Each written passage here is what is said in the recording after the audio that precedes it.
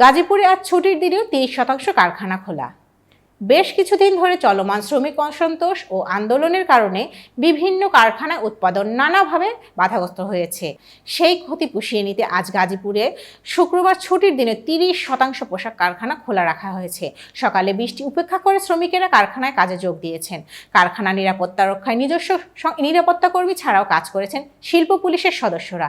শিল্প পুলিশ সূত্রে জানা যায়, গাজীপুরের শিল্প এলাকায় বকেয়া বেতন, শ্রমিক ছাঁটাই বন্ধ, নতুন করে শ্রমিক নিয়োগ সহ বেশ কিছুদিন ধরে শ্রমিক আন্দোলন বিক্ষোভ চলে আসছিল।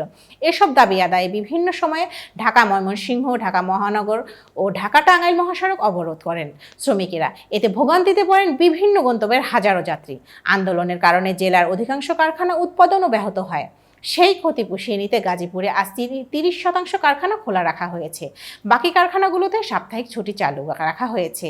গাজীপুরে গতকাল বৃহস্পতিবার ৯টি কারখানা উৎপাদন প্রক্রিয়া বন্ধ ছিল। আজ ছুটির দিনে এসব বন্ধ কারখানা খোলা হয়নি। গাজীপুরের ভোগড়া এলাকায় একটি পোশাক কারখানার মালিক নাম প্রকাশ না করার শর্তে বলেন, তার কারখানায় কোনো শ্রমিক বিক্ষোভ হয়নি। তারপরও আশেপাশের কারখানাগুলোর শ্রমিকেরা যখন আন্দোলন করছিলেন তখন কারখানা ছুটি ঘোষণা করা হয়।